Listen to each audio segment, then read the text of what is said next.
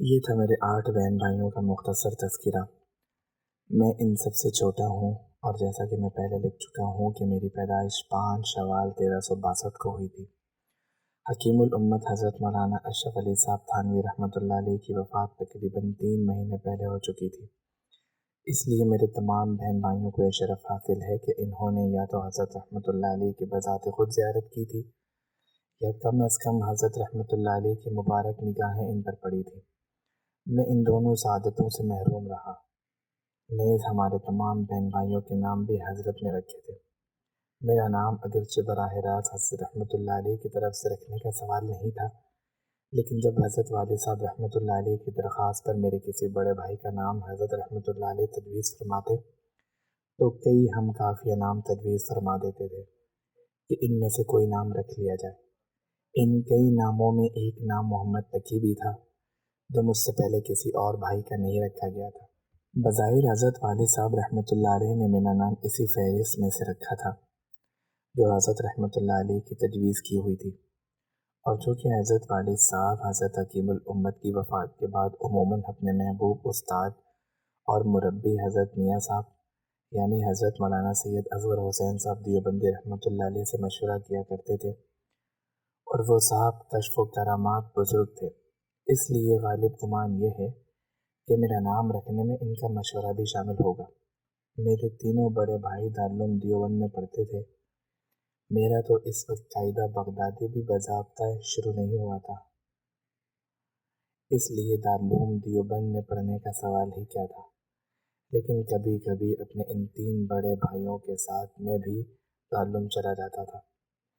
اس لیے اس وقت کے دارالعلوم کا ایک دھندلا سا نقش ذہن پر ضرور بیٹھ گیا تھا۔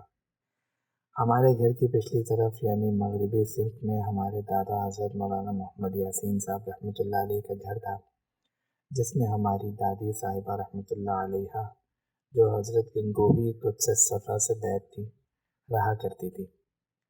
ہمارے اور ان کے گھر کے درمیان ایک سرنگ نما راستہ تھا جو ہم نیم دری کہا کرتے تھے۔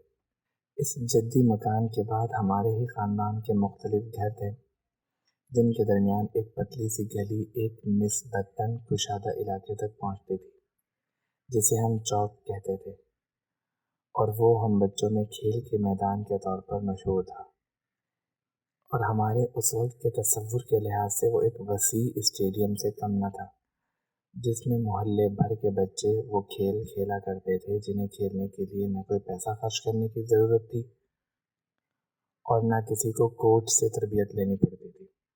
ہمارے بڑے بھائی بھی عموماً عصر کے بعد اسی چوک میں دیسی قسم کے کھیل کھیلتے تھے۔ جہاں تک میرا تعلق ہے، 3-4 سال کے ایک نادان بچے کی کل کائنات گھر سے شروع ہو کر اس چوک پر ختم ہو جاتی تھی، جہاں میں خود کھیلنے سے زیادہ دوسروں کو کھیلتے دیکھ کر ہی دل خوش کر لیا کرتا تھا۔ جیسا کہ میں پہلے عرض کر چکا ہوں، میرے 3 بھانجیاں اور ایک بھانجے مجھ سے عمر میں 1 سے لے کر 3 سال تک بڑے تھے، اس لیے خاندان سے باہر کوئی دوست تلاش کرنے کی ضرورت ہی نہ تھی۔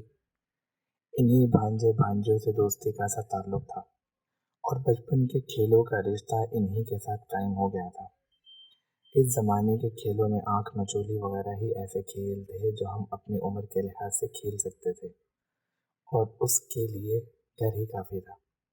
اس کے لیے چوک کا اسٹیڈیم استعمال کرنے کی ضرورت نہیں تھی۔ گلی ڈنڈا وغیرہ ہماری بساط سے آگے کی بات تھی۔ ویسے بھی میں کسی کھیل میں کوئی قابل ذکر مہارت کبھی حاصل نہ کر سکا۔ میں اپنے 9 بہن بھائیوں میں سب سے چھوٹا تھا، اور شاید اسی وجہ سے سب کا لاڈلا بھی۔ اب معلوم نہیں کہ یہ اس لاڈ پیار کا کرشمہ تھا، یا واقعی اس بات میں کوئی حقیقت بھی تھی کہ میرے والدین سے لے کر بہن بھائیوں تک سب کے سب اتنی چھوٹی سی عمر میں میری ذہانت کا تذکرہ فرماتے تھے، اور دلیل میں میرے جو واقعات پیش کیے جاتے تھے وہ مجھے اب تک اس طرح یاد ہیں جیسے وہ آج کی بات ہو۔ ان میں سے چند واقعات جن سے شاید آپ بھی لطف اندوز ہوں، اس وقت قلم پر آنے کے لیے بےتاب معلوم ہو رہے ہیں۔ میرے والد ماجد حضرت مولانا مفتی محمد شفیع صاحب رحمۃ اللہ علیہ، اللہ تعالیٰ اپنی رحمت اور رضوان کی بارشیں برسائے، وہ اگرچہ دارالعلوم دیوبند جیسے ادارے کے سب سے بڑے مفتی تھے، اللہ تعالیٰ نے انہیں علم و فضل کے جس مقام سے نوازا تھا اس کا شہرہ پورے ملک میں تھا، اور ان کے جانثار شاگرد ان کی ہر خدمت کو اپنے لیے بہت بڑا اعزاز سمجھتے تھے۔ لیکن حضرت والد صاحب رحمۃ اللہ علیہ کے مزاج میں اس قدر تواضع اور سادگی تھی کہ گھر کا سودا سلف لینے کے لیے خود بازار جایا کرتے تھے، اور کبھی کبھی گھر کے استعمال کی کوئی چیز خریدتے تو اسے اپنے دامن ہی میں رکھ کر لے آتے تھے۔ اس وقت میں اس قابل ہو چکا تھا کہ والد صاحب رحمۃ اللہ علیہ کی انگلی پکڑ کر ان کے ساتھ بازار جا سکوں۔ جب کبھی ایسا ہوتا تو واپسی میں وہ مجھے بھی میرے مطلب کی کوئی چیز دلا دیتے تھے۔ چاکلیٹوں اور ٹافیوں کا زمانہ ابھی نہیں آیا تھا، اس لیے ہماری پسندیدہ چیزیں کیا تھیں؟ بھنے ہوئے چنے، مکئی کی کھیلیں، چاول کے مرمرے، ملائی کا برف جو آئس کریم کی ایک دیسی شکل تھی، اور دیسی ہی قسم کی مٹھائی۔ ذرا ترقی ہوئی تو ایک پیسے میں ایک چاکلیٹ نما چھوٹی سی مٹھائی ملنے لگی تھی جس کی شکل سنترے کی ایک کاش جیسی ہوتی تھی، اور اسے ہم سنترے کی مٹھائی کہا کرتے تھے۔ اب خیال آتا ہے کہ اس دور میں بچوں کی خواہشات تمام تر ایسی چیزوں سے متعلق ہوتی تھی جو صحت کے لیے فائدہ مند اور قدرتی خصوصیات کی حامل ہوتی تھی، اور ہر جگہ سستے داموں مل جایا کرتی تھی۔ بچوں کو خوش کرنے کے لیے جو مضر صحت اور مہنگی چیزیں آج ایجاد ہو گئی ہیں، ان کا کوئی تصور نہیں تھا۔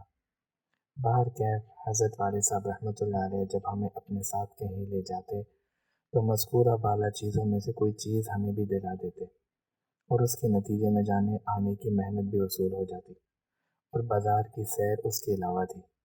لیکن حضرت والد صاحب رحمۃ اللہ علیہ کا ہمیں کوئی چیز دلا دینا خود انہی کی طرف سے ہوتا تھا۔ اس بات کا کوئی رواج نہیں تھا کہ اولاد اپنی طرف سے کوئی چیز دلوانے کی فرمائش یا اس کا مطالبہ کرے۔ چنانچہ ایک مرتبہ ایسا ہوا کہ حضرت والد صاحب رحمۃ اللہ علیہ بازار سے گھر کے لیے آلو لے رہے تھے۔ میں بھی ان کی انگلی پکڑے ان کے ساتھ تھا۔ اتفاق سے اس دن حضرت والد صاحب رحمۃ اللہ علیہ مجھے بازار سے کچھ دلوانا بھول گئے۔ ذہن تو اس طرف لگا ہوا ہی تھا کہ ہمیں بھی کوئی چیز ملنی چاہیے، لیکن جب نہ ملی اور بازار ختم ہو کر والد صاحب اس گلی میں مڑنے لگے جس میں ہمارے مطلب کی کوئی دکان نہ تھی، تو اندازہ ہو گیا کہ اب کچھ ملنے والا نہیں ہے۔ جیسا کہ پہلے عرض کیا، اپنی زبان سے فرمائش کرنا تو معمول اور رواج کے خلاف تھا۔ دوسری طرف حضرت والد صاحب رحمۃ اللہ علیہ کو متوجہ کرنے کو بھی دل چاہ رہا تھا کہ آپ کچھ بھولے جا رہے ہیں۔ ان دو متضاد باتوں کا حل میرے اس بچپن کے ذہن نے یہ نکالا کہ میں نے حضرت والد صاحب رحمۃ اللہ علیہ سے کہا، ابا جی میری گود میں آلو ہی ڈال دو۔ حضرت والد صاحب رحمۃ اللہ علیہ میری زبان سے جملہ سن کر بے ساختہ ہنس پڑے، اور پھر آلو کے بجائے میرے مطلب کی کوئی چیز مجھے دلا کر گھر واپس پہنچے، اور سب گھر والوں کو میری یہ بات سنائی جو بعد میں ایک لطیفہ بن گئی۔